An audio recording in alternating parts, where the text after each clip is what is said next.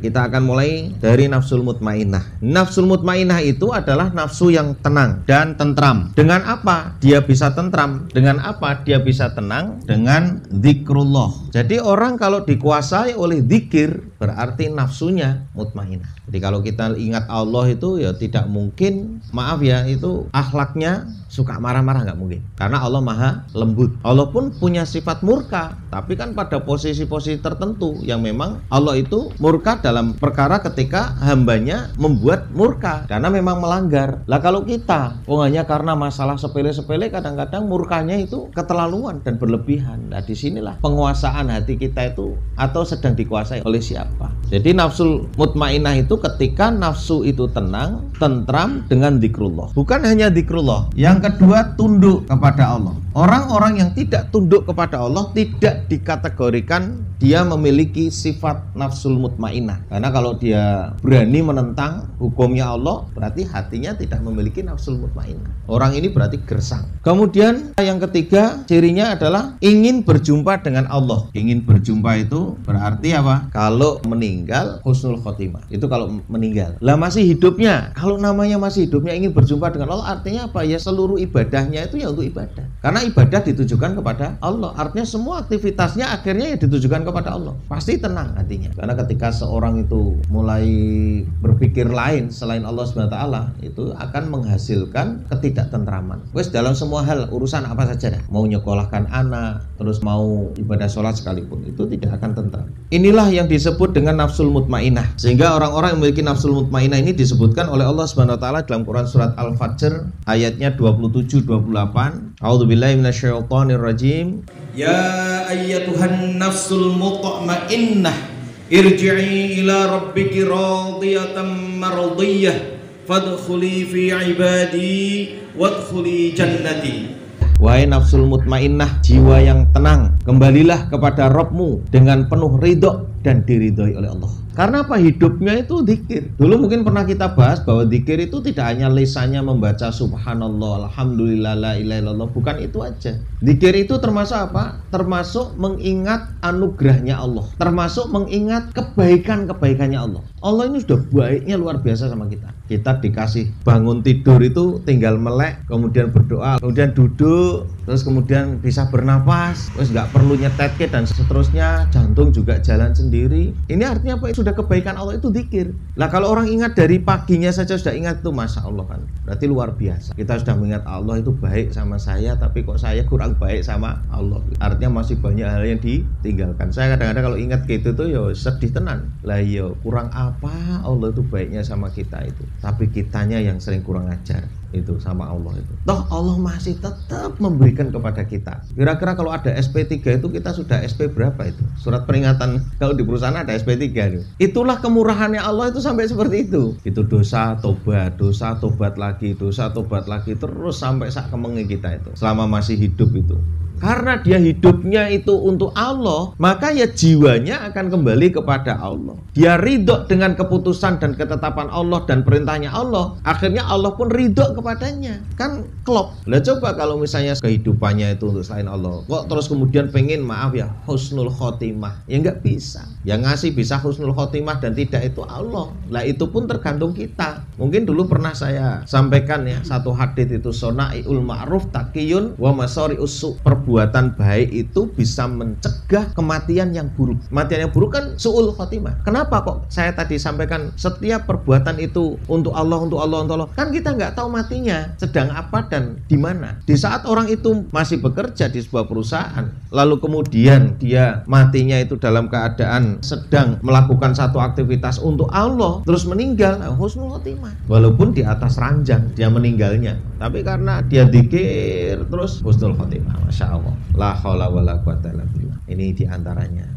Terus ada seorang ahli tafsir di masa Rasulullah SAW, namanya Ibnu Abbas radhiyallahu an. Beliau menafsirkan mutmainnah itu dengan musaddiqah, nafsu musaddiqah, yaitu apa? Musaddiqah itu yang membenarkan kebenaran. Jadi kalau ada orang mengaku ahli dzikir karena dzikir itu bisa menenteramkan jiwa, tapi dia menolak kebenaran, tidak mau setuju sepakat berlakunya hukum atau peraturannya Allah dalam kehidupan ini, maka orang ini bukan musaddiqah. Dia tidak termasuk memiliki nafsul mutmainnah. Lah kan belum bisa dijalankan Pak di sini Pak. Misalnya contoh potong tangan gitu. Lah tapi kamu setuju nggak? Setuju. Berarti kamu masih memiliki nafsul mutmainnah. Walaupun belum bisa mengamalkan, tapi dia setuju dengan hukumnya Allah. Daripada profesor, doktor, tapi kemudian dia menolak hukumnya Allah, walaupun dia seakan-akan pemimpin ahli dzikir, ya tidak disebut nafsul mutmainnah.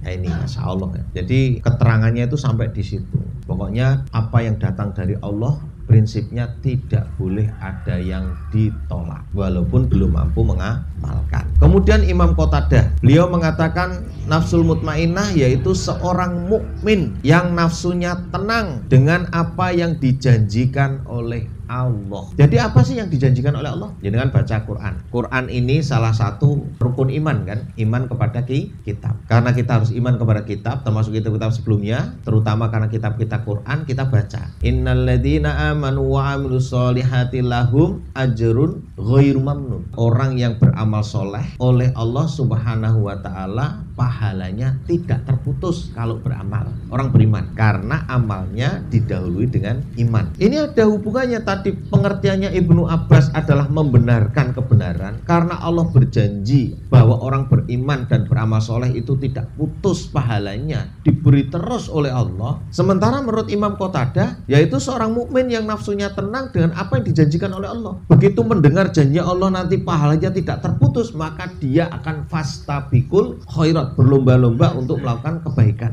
Kenapa? Karena dia percaya dengan kebaikan itu Allah akan berikan pahala yang terus-menerus. Orang-orang yang paham itu ya memang luar biasa. Sekali lagi, orang diberi paham itu memang diberi anugerah. Saya pun menjelaskan begini, berusaha jenengan biar memiliki cepat paham gitu dengan bahasa-bahasa saya. Lalu berlomba-lomba lah tadi seperti tadi.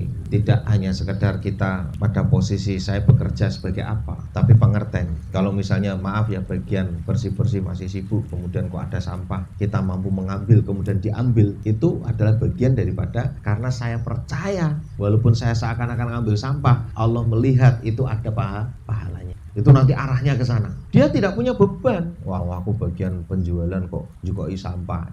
Enggak punya beban begitu. Karena apa? Karena dia merasa dilihat oleh Allah dan janjinya Allah pasti benar, pasti dibalas. Ini kalau kita mulai latihan dari sisi itu luar biasa. Saya mungkin tidak bisa ngomong banyak kecuali jenengan mengamalkan sendiri itu tanaman jenengan dan suatu ketika buahnya juga jenengan yang akan merasakan sendiri. Kalau sudah berbuah dan panen itu baru jenengan percaya. Oh ya. Tahun 2006 masuk di lembaga dari konvensional berubah ke syariah. Waktu itu loh ya. Itu ada pengajian begini karyawannya kan. Ada karyawan ngakoni sendiri dengan saya. Dulu Pak Ahmad saya ngaji sama jenengan itu sebenarnya nggak begitu percaya. Apa yang saya ceritakan nggak percaya dia. Tapi setelah sekian tahun kemudian karena dia melakukan pelanggaran kan dikeluarkan oleh perusahaan. Terus ketemu saya ngobrol, aku baru percaya sekarang. Sudah sekian tahun. Ya, itu memang pembuktian itu juga harus dilandasi dengan iman. Ya, apa yang kita lakukan itu selalu akan dibalas oleh Allah. Kita melakukan keburukan ya, walaupun orang tidak tahu ya tetap akan dibalas. Walaupun tersembunyi sudah. Jangan mau melakukan keburukan di mana, mau berbuat jahat dengan apa, terserah. Mau ngumpet dimanapun, ning jero tong sisan, tongnya dilas, wes mau berbuat jahat di situ tetap Allah tahu dan itu akan berbuah, pasti berbuah. Lah terus gimana Pak cara biar tidak berbuah? Ya tobat dan tidak mengulangi lagi. Insya Allah tidak akan berbuah. Kalaulah ada itu bukan buahnya tetapi apa? Ujian karena tobatnya. Tobatnya benar-benar atau tidak benar. Masya Allah. Jadi akhirnya apa ya tenang saja. Dia melakukan apapun di situ ya dia dengan ketenangan jiwanya. Masya Allah. Ini hebatnya kalau jadi orang mukmin itu di situ. Kata Imam Qatadah masih tenang di pintu ma'rifah. Ma'rifah itu berarti mengenal terhadap apa? Asma dan sifatnya Allah dengan berdasarkan kabar dari Allah yaitu Quran dan dari Rasulnya. Mungkin saya pernah cerita juga memang mengetahui dan mengenal itu ini jenengan harus ingat-ingat terus nih rumus ini. Jadi kalau hanya tahu saja Allah tuh Maha Pencipta, Allah Maha Pemberi rezeki, hanya tahu saja begitu, nggak kenal betul, nggak menenteramkan hati. Tapi kalau kenal betul, itu akan menenteramkan hati. Ini pentingnya mengenal. Ya saya ulangi ya, contohnya kalau ada orang besar bertato, pakai anting, tatonya sampai wajahnya, kemudian rambutnya gondrong, tapi kita mengenal sifatnya bahwa orang ini ramah, orang ini lembut ya, bahkan suka menolong, ya kita dideketin ya tenang, biasa-biasa aja. Karena apa? Mengenal sifatnya. Lah kalau orang itu hanya kita tahu itu siapa, itu orangnya gondrong, bertato, wajahnya pakai anting, kemudian laki-laki tinggi besar, itu cuma tahu begitu aja, itu mesti deg-degan. Wah, ini kayak Pak Ngopo, kayak Pak Ngopoan itu, karena hanya tahu saja. Tapi kalau mengenal sifatnya, maka dia akan jadi tenang. Ah, ini nggak apa-apa, orang ini baik kok, suka nolong dan seterusnya. Nah, ini beda. Lah sama Allah itu, kalau kita sampai kenal bahwa Allah itu pasti memenuhi janji-janjinya, bahwa setiap beramal itu tetap ada balasannya walaupun kecil dan bisa berdampak dalam kehidupan dunia dan akhiratnya, ya kan akhirnya kan tenang saja. Luar biasa. Banyaklah kisah-kisah seperti itu yang dialami oleh orang-orang dulu, dan insya Allah kalau kita mau mengamalkan juga bisa. Contoh aja ya, kalau orang dulu ini perang, jadi ketika perang itu jumlah kaum muslimin lebih sedikit, jumlah orang kafir lebih banyak. Secara logika akal nggak bakal menang karena jumlahnya sedikit, logistiknya otomatis lebih sedikit. Tapi karena keyakinan wa kana haqqan alaina nasrul mu'minin, bahwa Allah itu pasti menolong orang-orang beriman, dan yakin betul dengan itu, sehingga dia menjalani peperangan dengan penuh ketenangan, dan janji Allah betul-betul terjadi, menang. Ini luar biasa. Nah, kita memahami Asmaul Husna ini bukan hanya sekedar sebagai lagu, bukan sekedar sebagai hafalan saja, tapi betul-betul diresapi, dipahami betul bahwa Allah itu tidak akan pernah menyelisih janjinya, itu nggak akan. Dan dengan beramal itu kemudian akan memunculkan sesuatu yang lebih baik, bahkan berlipat-lipat, itu harus lebih diyakini.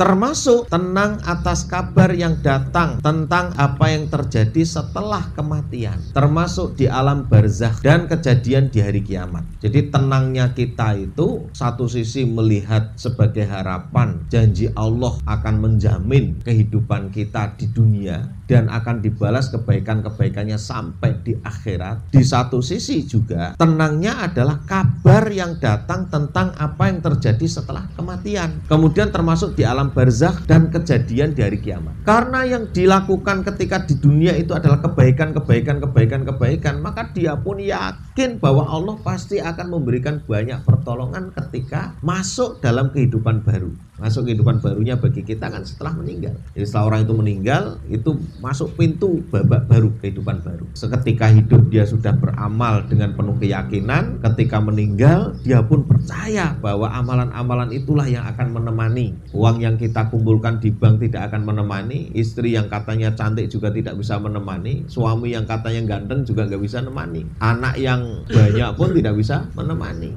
Coba, makanya kalau hari ini kita kok orientasinya ke situ yang tidak bisa menemani tadi, ya berarti kita sudah salah orientasi. Kalau sudah salah orientasi, ya otomatis berarti kita tidak akan selamat ketika masuk ke dalam alam barzakh atau ketika mati. Makanya orientasinya ke akhirat itu. Sekarang gini, saya kasih contoh aja analoginya. Petani menanam padi, itu kan mesti ada galengan, atau enggak? Galengan itu tumbuh apa? Rumput. Kira-kira kalau padi itu ditanam dengan bibit unggul, lalu kemudian nggak diopeni, ngopeni ini sening galengan, kira-kira padinya gimana? Nggak kopen, rusak. Tapi kalau kita ngopeni fokus di padinya itu, karena kita tujuannya menanam padi yang hasil panenannya kita harapkan besar gitu, itu rumput sudah otomatis ngikut. Mungkin karena ketetesan pupuknya dan seterusnya itu kan ikut jadi subur. Lah kalau orang itu orientasinya ke rumputnya, ya padinya nggak bisa panen. Makanya kalau kita orientasinya ke akhirat, dunianya ngikut. Kalau kita orientasinya ke dunia, akhiratnya nggak bisa ngikut. Kalau bahasa saya, loh ya, pengennya apa? Dunia ini tunduk kepada saya. Artinya tunduk apa? Artinya tunduk, ya apa yang saya perlukan, dunia datang. Bahasa ekstrimnya gini Pak, saya kok pengen sate ya, gitu misalnya gitu. Nanti minta kepada Allah, ya Allah, saya kok pengen makan sate. Nanti Allah kasih. Caranya gimana? Ya terserah Allah. Ada orang yang ngirim kadang, misalnya gitu. Atau kadang-kadang diajak orang lah, ayo Pak, saya ajak makan.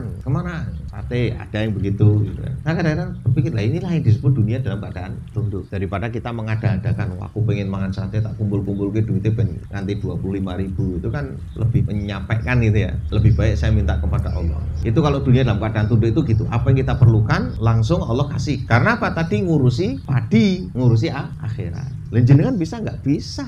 Kerjanya jenengan itu, kerjanya kan dunia. Tapi kalau orientasinya akhirat, itu luar biasa. Nanti dunianya jenengan itu akan terpenuhi oleh Allah SWT. Ya mungkin pernah saya sampaikan di sini itu ya. Ini pernah kita coba di lembaga sebelum pandemik ya. Itu kita punya target memang ya. Namanya usaha kan ada targetnya, ya kan, target pencapaian program itu biasa. Tapi diperintahkan kepada seluruh awak lembaga atau karyawan, relawan, pokoknya coba kita program ini kita buat tapi hasilnya tawakal. Itu kita tidak pernah menyangka kalau hasilnya 150%. Itu kan berarti kan luar biasa. Ini sudah mulai tertata begitu. Lah nanti mungkin yang dibenahi dari sisi mana? Dari sisi pola hidup. Pola hidup itu artinya kalau makan itu yang tadinya suka mewah ya tidak mewah, biasa-biasa saja. Keberkahannya nanti munculnya dari situ. Nah, ini kita belajar. Jadi sikap-sikap begitu itu tetap akan memunculkan pahalanya Allah yang bisa untuk sanggup ketika mati. Padahal kerjanya kerja dunia tapi berpahala. Luar biasa. Nah, ini kalau perusahaan atau bangsa Indonesia ini disetting seperti itu, tak kira ya tidak akan ada yang namanya korupsi, penyimpangan itu tidak. Adanya penyimpangan karena apa? Karena dia tidak merasa bahwa dia sedang diawasi oleh Allah dan bisa mati kapan saja. Ya mungkin kalau ada seorang kapolsek yang ditangkap sedang nyabu dengan anak-anak buahnya gitu, itu kan merasa komandan nggak melihat, tapi dia lupa bahwa Allah itu melihat dan Allah bisa membongkar keburukannya dia, bersembunyi dimanapun, akhirnya tercium terus ditangkap ya kan, masukkan penjara.